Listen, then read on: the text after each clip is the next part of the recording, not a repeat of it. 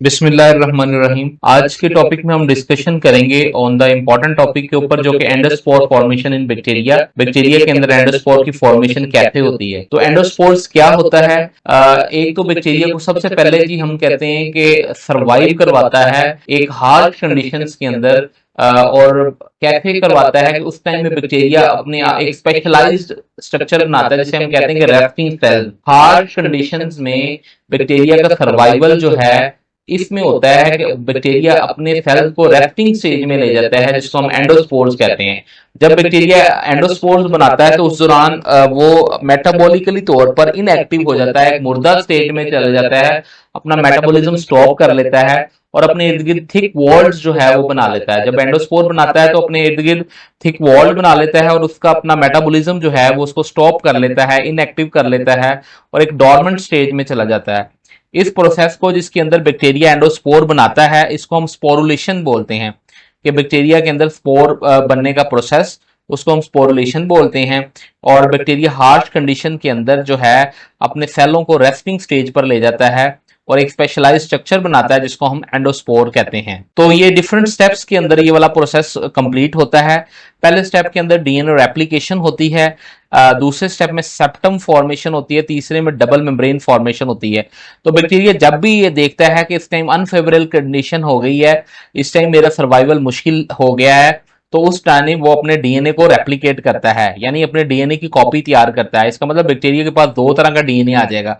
मैं आपको डायग्राम के अंदर भी साथ साथ इसकी वजाहत करता जाता हूं कि बैक्टीरिया ने अपने डीएनए को उसने देखा कि इस टाइम अनफेवरेबल कंडीशन आ गई है मेरे लिए, तो अब उसने अपने डीएनए को रेप्लिकेट कर लिया। तो दो कॉपीज जो है उसने डीएनए की बना ली। तो आप देख रहे हैं कि इधर आपके पास ब्लू कलर के डीएनए दो मौजूद हैं। इसका मतलब कि बैक्टीरिया का अभी अनफेवरेबल टाइम आ गया है। दूसरे स्टेप में वो सेप्टम फॉर्मेशन बनाता है। सेप्टम फॉर्मेशन में वो क्या होता है कि सेल मेम्ब्रेन जो है वो सेप्टम बनाती है और नए वाले जो डीएनए डेप्लीकेट हुआ होता है उसको सेपरेट किया जाता है और स्मॉल पोर्शन ऑफ साइटोप्लाज्म उसको साइन किया जाता है। तो आप देख रहे हो कि यहाँ पर एक जो है खम्स आया, जो वॉल बनी है सेप्टम सा बना और नए वाले डीएनए को सेपरेट कर दिया गया और उसको जी हमने कहा साइटोप्लाज्म प्रोवाइड कर दिया गया और स्मॉल स्पेस दे दी गई, दो डीएनए को सेपरेट कर दिया गया। पहले डीएनए को रेप्लिकेट किया, बाद में सेप्टम बना के उसको डीएनए को सेपरेट कर दिया। अब अगले स्टेप में क्या होता है कि डबल मेम्ब्रेन की फॉर्मेशन होती है कि सेल मेम्ब्रेन अगेन ग्रो, नए डीएनए के इर्द गिर्द जो है सेल मेम्ब्रेन ग्रो होती है, साइटोप्लाज्म और सेप्टम्स की फॉर्मेशन होती है। अब जो न्यू डीएनए उसके पास दो मेम्ब्रेन है। लाइक हम देख लेते हैं कि आप देख रहे हो कि इस स्टेज के ऊपर कि एक तो सेपरेट कर दिया गया उसका सारा सेटअप, दूसरे स्टेज में क्या हुआ कि उसके अंदर डबल मेम्ब्रेन आ गई। आप देख रहे हो कि उसके पास डबल मेम्ब्रेन आ गई। डबल मेम्ब्रेन हमने कहा जी form around new DNA and cytoplasm. तो साइटोप्लाज्म के इर्द गिर्द और डीएनए के इर्द गिर्द डबल मेम्ब्रेन आप देख रहे हैं, एक ब्लू है फिर दूसरी है तो डबल मेम्ब्रेन बन जाती है। तो ये वाला जी स्टेप हमने का देखा कि दो मेम्ब्रेन बन गई। तीसरे स्टेप में क्या होता है कि हम जो डीएनए होता है पुराने वाला डीएनए उसको खत्म किया जाता है वेजिटेटिव सेल्स को। जो वेजिटेटिव सेल आमतौर पर नॉर्मल सेल्स कहते हैं जिसके अंदर बैक्टीरिया का मेटाबॉलिज्म हो रहा होता है।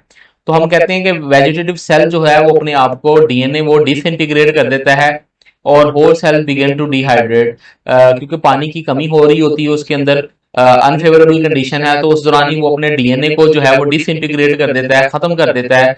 ठीक है, पुराने वाला डीएनए को और नए वाला डीएनए के इर्द गिर्द जो है आमतौर पर हम कहते हैं कि पेप्टिडोग्लाइकन की लेयर बनती है। तो आप देख रहे हो कि यहाँ पर सेल वॉल की फॉर्मेशन होती है, सेल वॉल की फॉर्मेशन होती है। तो आपके पास ये आउटर लेयर में आपको सेल वॉल नजर आ रही है और अंदर सेल मेम्ब्रेन नजर आ रही है। तो आप देख रहे हैं कि ब्लू कलर की सेल मेम्ब्रेन है, उसके बाहर सेल वॉल बनती है। तो सेल वॉल आपको पता है किस चीज की बनती है, तो ये पेप्टिडोग्लाइकन की सेल वॉल बनती है।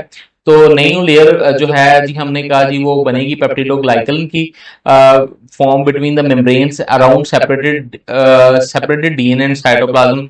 डीएनए और साइटोप्लाज्म को जो है वो सेपरेट करेगी। अब बैक्टीरिया के पास जो है एक तो डीएनए है, साइटोप्लाज्म है, दूसरा उसके पास जो है वो सेल वॉल है और सेल वॉल के अंदर जो है वो सेल मेम्ब्रेन है। सेल मेम्ब्रेन है, बाहर सेल वॉल है। तो दो किस्म की बाउंड्रीज जो है उसके पास मौजूद है। यानी कि पहले सेल वॉल जो आपको पास यहाँ पर नजर आ रही है जी, आप वाक़ई तौर पर नजर आ रही है, आपको देख सक रहे हैं आप कि जो ऑरेंज कलर की आपको नजर आ रही है वो बैक्टीरिया के अंदर बाकायदा इसको वाज़ेह भी किया गया कि वो सेल वॉल है। ठीक है, तो यहाँ पर भी जो है सेल वॉल है आपको वाज़ेह नजर आ रही है, और ब्लू कलर वाली जो अंदर वाली बाउंड्री वो सेल मेम्ब्रेन है। अब इसके बाहर एक और जो है स्ट्रक्चर बनेगी, जिसको हम कहेंगे कि स्पोर कोट की फॉर्मेशन होगी। स्पोर कोट आल्सो फॉर्म, ठीक है जी, स्पोर कोट बनेगा जी फॉर्म, और वो आपको इस तरह ग्रे सी कलर में नजर आ रहा है, और एंडोस्पोर जो है वो मेच्योर हो जाएगा, और एंडोस्पोर स्ट्रक्चर बन जाएगी। उसके बाद जी हम कहेंगे कि वेजिटेटिव सेल जो होगा वो आमतौर पर ब्रेक होगा, और उसमें से एंडोस्पोर जो है वो बाहर रिलीज हो जाएगा। और नेक्स्ट जब भी एंडोस्पोर्स को जो है फेवरेबल इन्वायरमेंट मिलेगा, एंडोस्पोर जो है वो जर्मिनेट करेगा और एक वेजिटेटिव सेल्स बना देगा। वेजिटेटिव सेल्स हम बैक्टीरिया के नॉर्मल सेल्स को कहते हैं, जिसके अंदर जो है हम कहते हैं मेटाबॉलिज्म हो रहा होता है, जबकि स्पोर्स जो होता है ये मेटाबॉलिकली डोरमेंट होता है, इसके अंदर मेटाबॉलिज्म स्टॉप कर जाता है और ये हार्श कंडीशन में स्पोर बनता है। तो स्पोर जर्मिनेट करके नॉर्मल सेल्स को बनाता है, वेजिटेटिव सेल्स को बनाता है। तो हम कहते हैं डोरमेंसी एंड जर्मिनेशन, वही एंडोस्पोर्स जो है वो डोरमेंट होता है, और वो आमतौर पर हम कहते हैं अनलेस फेवरेबल कंडीशन जब तक नहीं आती तब तक वो एंडोस्पोर रहेगा, डोरमेंट कंडीशन में रहेगा।